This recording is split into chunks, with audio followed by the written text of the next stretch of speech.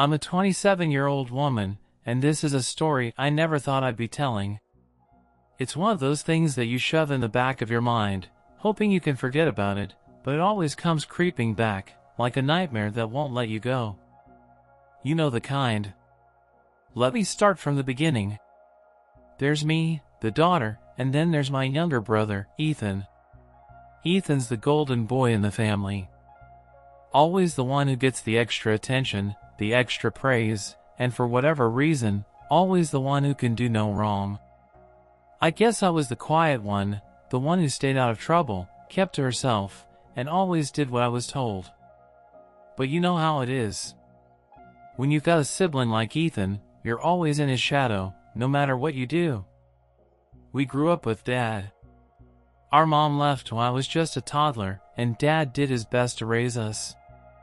But let's be real, he wasn't exactly the nurturing type. Dad was all about success. You're gonna get yourself a career, he'd say. You're gonna make something of yourself. Sure, it was tough love, but that's the way he believed you had to be to get anywhere in life. So, when the time came for me to go to college, I was ready. I'd worked my butt off in school. I'd stayed out of trouble. I was the responsible one. I was the one who took care of the house while Dad worked long hours at his job. And when I asked him for help to fund my education, I thought he'd have my back. But instead, what he said shattered me. No, he said. Your brother needs it more than you. He's got bigger potential. What? I couldn't even process it. Ethan was 3 years younger than me, had barely started high school at the time, and was still figuring himself out. I was already on the verge of graduating high school with a full scholarship offer. But Dad? He looked at me, shrugged, and made it clear that the money, the resources, and the opportunities, they were all going to Ethan. And like that, I was out. No funding, no support. Just silence. I couldn't argue. You don't argue with Dad when he's set his mind on something. So, I did what any responsible adult would do. I worked my way through college. I juggled 3 part-time jobs, went without sleep some nights, and still managed to graduate, though I don't know how. But it left me exhausted, broken, and resentful. Because every time I saw Ethan's name mentioned at family events, I heard about how much potential he had, and how Dad was pouring all his resources into helping him. I couldn't help but seethe inside. Fast forward a few years, and I'm working a full-time job in a field I love. Things have gotten better for me, but still, I'll admit it, I haven't forgiven Dad. I haven't forgotten what he did. And I sure as hell haven't forgiven Ethan for accepting everything that was handed to him without a second thought. But that's not the part of the story that really gets to me. No, the real twist comes a few months ago. I was at work, trying to figure out how I was going to balance another hectic week, when I get a call from an unknown number. You know the kind, the ones that make you pause for a second before you answer, just to make sure it's not some telemarketer or spam. I almost didn't pick up, but something told me to. Hello? I said. There was a long pause, followed by a voice I recognized. My stomach dropped. Hey, it's Dad. I froze. Why was he calling me? After all these years? Why now? Listen, he said, his voice sounding strange, like he wasn't sure what to say. I know we haven't talked much, but I need to ask you something. I didn't know what to expect, but I knew it wasn't going to be good. Ethan, he's in a bad way. He needs help. Financial help. I swallowed. What? Ethan, the golden child, the one who had everything handed to him? My blood ran cold. He's been struggling. I don't know what happened, but he's in trouble, and I just don't know what to do. My head was spinning. Was this some kind of joke? Ethan had everything. Dad had put all his faith in him, and now he was asking me for help? Can you help us out?" Dad's voice was shaky, almost desperate. "Please." I wanted to laugh. I wanted to scream. I wanted to say, "You have the audacity to ask me for help after everything?" But instead, I just stood there, frozen. The same man who had crushed my dreams, who had left me to fend for myself while he played favorites, was now asking me for help. I didn't know what to say. But what I knew, deep down, was that I wasn't going to make it easy for him. Not this time. I couldn't shake the phone call. I tried to go about my day, but Dad's voice kept echoing in my mind. The desperation in it, the way he sounded like he was barely holding it together. I hadn't heard him like that in years. But still, there was a part of me that wanted to scream. Wasn't this exactly what I had been afraid of when I'd watched Ethan get everything handed to him? Wasn't this the inevitable outcome of Dad's obsession with his golden boy? Now, here he was, calling me after all this time, asking for help. Not for him, oh no, it wasn't for Dad. It was for Ethan, the one who had always been Daddy's favorite. I thought about it all day. How could I help? Should I help? Part of me was furious. My heart told me I should walk away, just ignore the situation. Let Ethan figure it out. He'd always been the one with the opportunities, always the one who had everything come easy to him. But here he was, in trouble, and now I was being asked to clean up his mess. By the time I got home that evening, I had made up my mind. I was going to call him back. But before I could pick up the phone, I got another message from Dad. He was still pushing, still asking, still trying to convince me to come through for Ethan. The message read, "I know it's a lot to ask, but you're the only one who can help right now. He's in too deep, and we're out of options. Please, I'm begging you." Begging me? Dad, the man who had always been so sure of himself, the man who never showed vulnerability, was now on his knees. And he wanted me to come running. I don't know what I expected, but it wasn't this. I sat there for a long time, phone in hand, staring at his message. My fingers hovered over the screen, unsure of what to type back. Should I send something angry? Should I tell him how hurt I was by all this? Or should I just be the bigger person and help out like he was asking? But the thing is, this wasn't just about me helping out. This was about everything that had built up inside me over the years, the resentment, the anger, the frustration that had festered ever since Dad had shut me out. This wasn't just about money. It wasn't just about Ethan. It was about everything that I'd been silently dealing with for years while my brother got to be the golden child. While Dad poured all his energy, time, and resources into Ethan's future, leaving me to fend for myself. And now, after all that, they both wanted me to fix their problems? I paced back and forth in my living room, struggling with the decision. Should I just say no? Should I walk away completely? The truth was, I didn't want to be a doormat anymore. I didn't want to be the one who always showed up, always sacrificed, always gave more than I ever got in return. This was different. This was me saying enough. But then again, I could hear Ethan's voice in my head, the way he'd act all helpless and ask for help whenever it was convenient for him. Was this just another one of his schemes? Would he really appreciate it if I did help him? Or was I going to be the fool again? I could feel my mind spiraling. This wasn't just a simple decision, it was a battle of everything I'd ever felt. All the years of being overlooked, all the years of being the one who had to prove herself while Ethan got a free pass. And here I was, still carrying that weight. Was I really going to help him? The next morning, I finally called Dad back. "Dad," I said, trying to keep my voice steady, but I could feel the tension rising. "What exactly is going on with Ethan? Why is he in trouble?" There was a long pause before he finally answered, his voice sounding older, tired.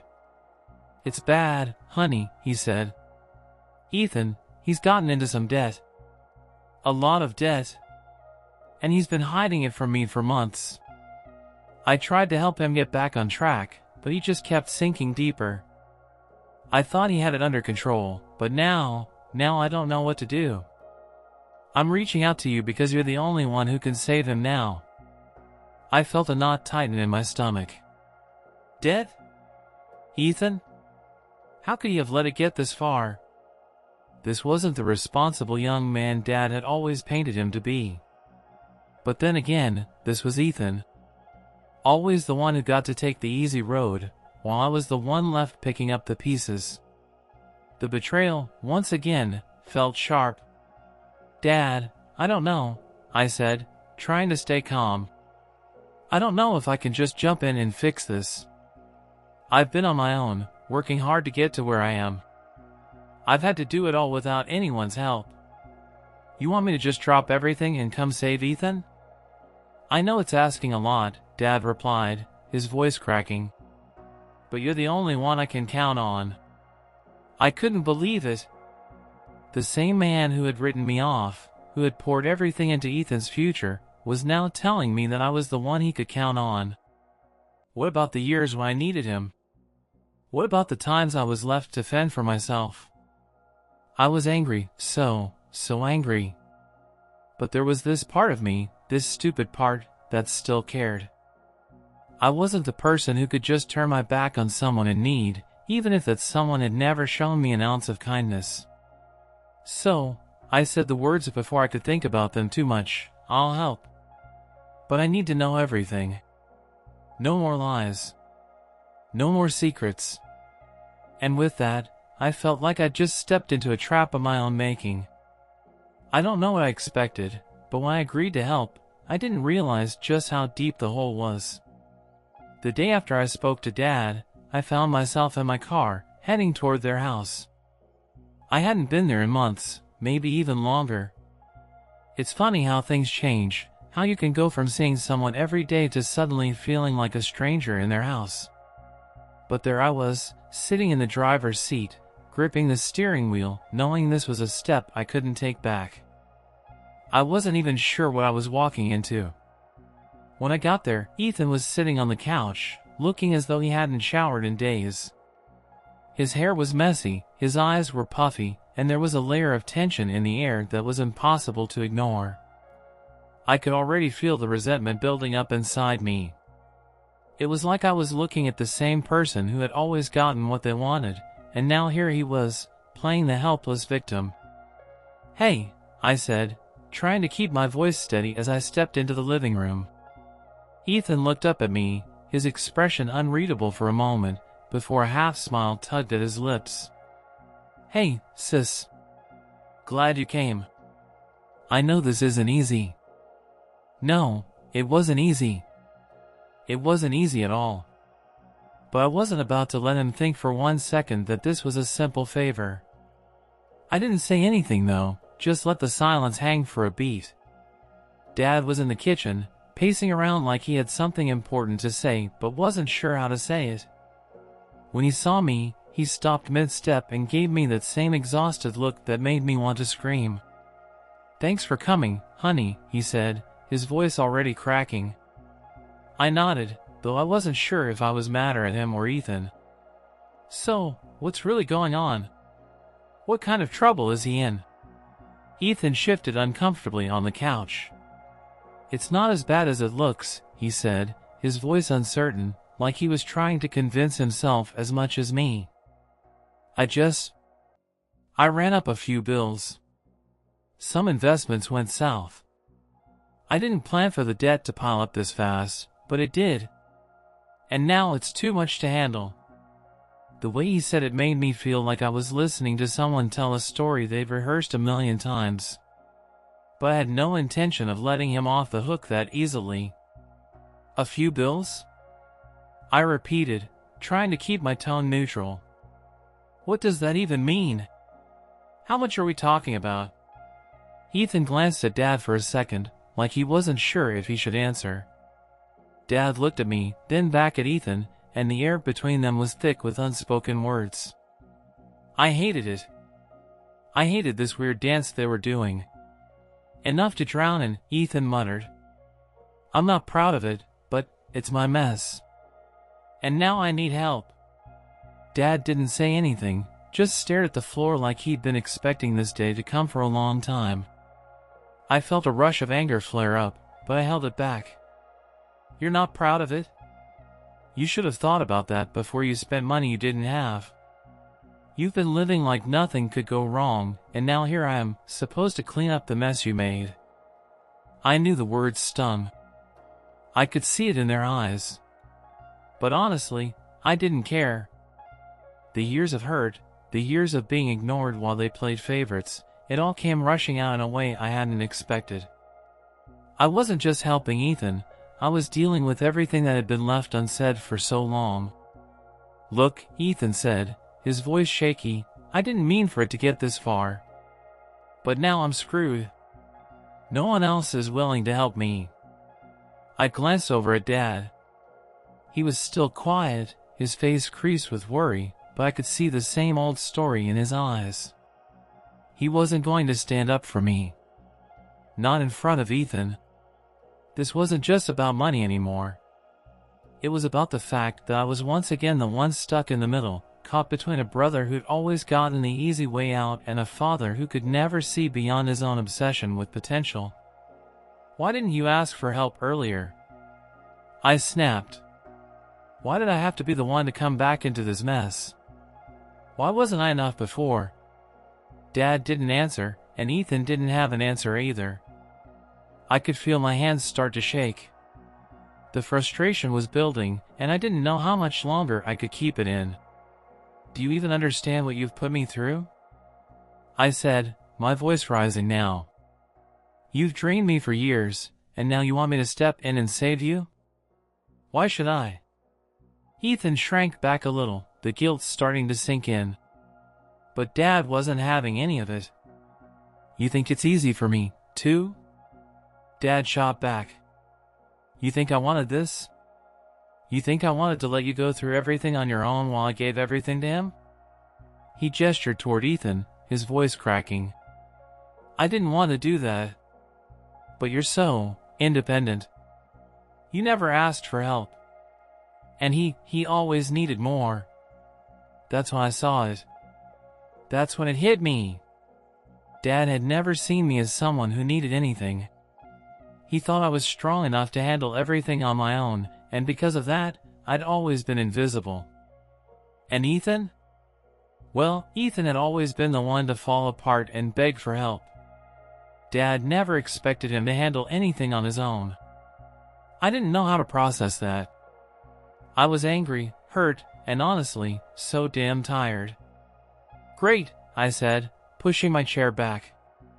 So now, after all of this, you're expecting me to swoop in and fix everything. Fine. I'll help. But just so we're clear, I'm not doing this because I want to. I'm doing it because you both have left me no choice. I stood up, walked out of the room, and left them both sitting there, stunned by the words that had finally come out. The tension in the room was so thick I could almost feel it pressing against my chest. I stood there for a second, my hands still on the doorframe, trying to let my words sink in. Dad was staring at me like I'd just thrown a grenade into the middle of the room, and Ethan looked like he was about to break down in tears. For once, I didn't care. Not anymore. The years of being ignored, of always having to prove myself, of watching my dad pour all his hopes and dreams into a kid who never had to earn anything, all of it had finally come to a head. And it felt like it was all going to spill over. I walked back toward the couch and threw myself down, crossing my arms over my chest. So, what now? I asked, the words dripping with frustration. You want me to fix this mess? Fine. But let's get one thing straight, this is your mess, not mine. I'm not going to come in here and act like I can just wave a magic wand and make everything better. Ethan's eyes flickered with guilt, and I couldn't tell if it was because he was genuinely sorry or because he was just embarrassed. Probably both. Please, sis, he said, his voice soft, almost pleading. I didn't mean for any of this to happen. I really didn't. I just got in over my head, and now it's too late. I know I messed up. I looked at him, and for the first time in years, I saw something that wasn't the entitled little brother I'd always known. He looked human, vulnerable. But that didn't change anything. I wasn't about to play the hero here. Not for him. Ethan, this isn't just about money, I said, trying to keep my voice calm, but I could feel the anger rising again. This is about all the years you took for granted. The fact that you've been allowed to mess up over and over again, while I've had to clean up after myself. While I've had to push myself because I knew no one else was going to do it for me. Dad shifted uncomfortably, his eyes avoiding mine. I could tell he wasn't used to being challenged like this. I wasn't the little girl who needed saving anymore. I never wanted you to think that, honey, he said softly, his voice cracking with something that sounded like regret. But I wasn't falling for it this time. Oh, spare me, Dad, I snapped, cutting him off before he could finish. You never wanted me to think that. But that's exactly what you've done. You've made me feel like I'm not worthy of help, like I'm just some afterthought in your eyes. Meanwhile, Ethan, he gets the scholarship, he gets the new car, he gets everything. I could feel the tears starting to well up, but I wasn't about to let them fall. Not now. Now I was finally saying everything I needed to say. Do you even realize what it feels like, Dad? I asked, my voice quieter now, but the emotion was still there, bubbling just beneath the surface. To never get the support? To always be told you can handle it on your own, that you're strong enough to deal with everything without help? While Ethan gets coddled and babied like he's some kind of perfect angel? That hurt, Dad. It's not just about the money. It's about the years of being invisible. The words hung in the air for a second, and for once, it felt like I'd said everything that needed to be said. Dad didn't say anything at first, but when he finally spoke, his voice was strained, like he was fighting back the emotions he'd been hiding for so long. I didn't know you felt that way, honey. I didn't. I thought you were fine on your own. I thought you'd always be okay, you always had everything handled. You were so independent. I shook my head, feeling the weight of his words pressing down on me. That's exactly the problem, Dad. You never saw me. You never saw me for who I was. You only saw what you wanted to see, the perfect, self-sufficient daughter. You never asked me how I was doing or what I needed. You just assumed I was fine. Well, I wasn't. But I guess that never mattered, did it? The silence after that was deafening. Ethan looked down, clearly uncomfortable, and Dad just stared at the ground, his face a mask of regret. But no matter how sorry he looked, I knew it didn't change anything. I took a deep breath, trying to calm myself down. Look, I'm not here to ruin everything, but I can't just pretend like nothing happened. You can't just sweep all of this under the rug. And Ethan, I get it. You're sorry. But sorry doesn't fix things. I'm not a bank, I'm not your safety net. If I help you, it's not just about paying off your debt. It's about everything that's been building up for years. Ethan nodded slowly, his eyes now filled with a mixture of guilt and something like shame. I know I don't deserve your help. But I'm asking for it, anyway. Please. I took another breath, looking at both of them. I had to make a choice. I had to decide whether I was going to walk away and let them deal with the fallout, or whether I was going to step in, knowing full well it might cost me more than I was willing to give. For a moment, I almost felt like walking out, like saying forget it and leaving them to fix their own mess. But then, a voice in my head reminded me that this wasn't just about me. It wasn't even just about them. It was about breaking the cycle. About confronting everything I'd kept buried inside for so long. And maybe, just maybe, helping them wasn't about fixing their problems, it was about fixing me. I looked at Ethan, then at Dad, and finally, I said the words that made my stomach twist. I'll help. But this is the last time. You both need to learn how to stand on your own. I'm not your crutch, and I'm not going to be the one who picks up the pieces every time something goes wrong. Dad nodded slowly, looking like he understood, and Ethan, well, he was still silent, but I could see the weight of what I said sink in. It wasn't just about the money anymore. It was about trust, about responsibility, and about finally being seen for who I was. It wasn't the fairy tale ending I wanted, but it was a start.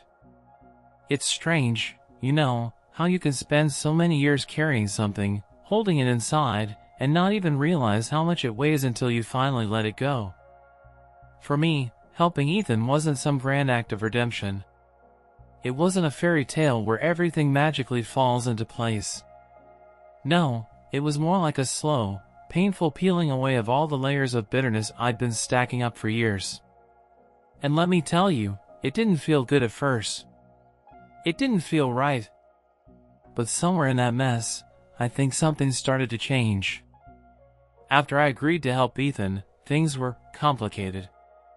We set up a plan to get him out of debt, but it wasn't a smooth ride. I had to make sure he followed through, no more excuses, no more hiding from the consequences. But I wasn't just watching him struggle from the sidelines. I was right there with him, pushing, prodding, holding him accountable, and honestly, it wasn't easy. Every time I handed over some money or made another call to clear things up, it stung a little bit more. The resentment crept back in like an unwelcome guest, making me question why I was even doing this. But over time, something shifted. Maybe it was seeing how hard Ethan worked to get himself out of the hole he dug. Maybe it was realizing that, despite all the years of frustration and neglect, there was still a part of me that wanted to help him. I can't explain it. It didn't make sense, but it was happening. Slowly, bit by bit, Ethan started to show me a side of him I didn't know existed.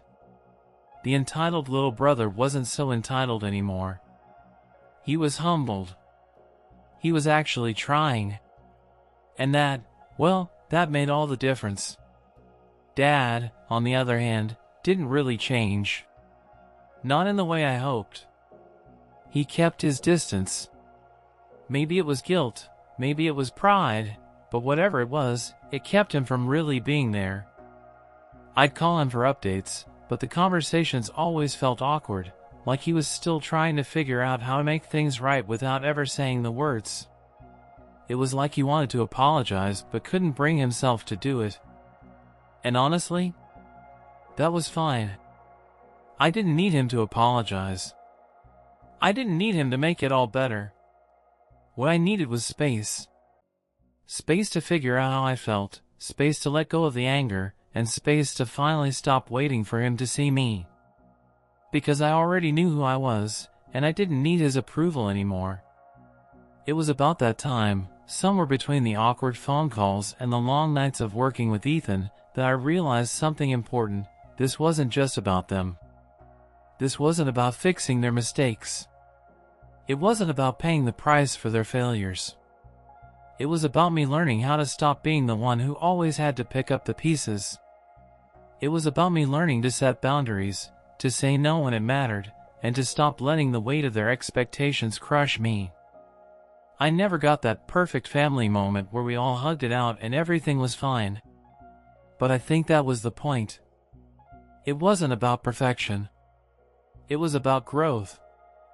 It was about realizing that I wasn't the same person I was when I first walked into their house. The person who was still so desperate to be seen. The person who carried all the old hurt without ever really dealing with it. I wasn't that person anymore. So, as the months went by, Ethan paid off his debt. Slowly, but surely, he did it. And though we didn't talk much after that, I could tell something had shifted between us. There was less distance. Less awkwardness. Maybe not everything was perfect, but we weren't stuck in the same cycle anymore. As for Dad, well, he still wasn't the father I wanted. He still wasn't the father who'd ever fully understood what he put me through. But I realized that wasn't his job. It wasn't on him to fix what he'd broken all those years ago. That was mine to figure out. And in a way, by choosing to help, I'd already started to fix it. Not for him, not for Ethan, but for me. And honestly, as hard as it was, as much as it hurt, I think it was the right choice. Because it wasn't about fixing everything. It was about accepting what couldn't be fixed and moving forward anyway. It was about acknowledging the past but not letting it define me. I didn't need their approval anymore. I didn't need them to validate my worth. I had done that for myself. As I look back on it now, I'm not mad anymore. Not at them. Not at myself. I think we've all learned a little bit about forgiveness and what it really means. It's not about letting people off the hook. It's about letting go of the stuff that weighs you down, even if they don't deserve it. I guess you could say I've made peace with it. Not because everything was fixed, but because I stopped waiting for it to be. I stopped waiting for anyone to make me feel seen, for anyone to acknowledge my struggles. Because I finally realized, I don't need their validation. I've always been enough.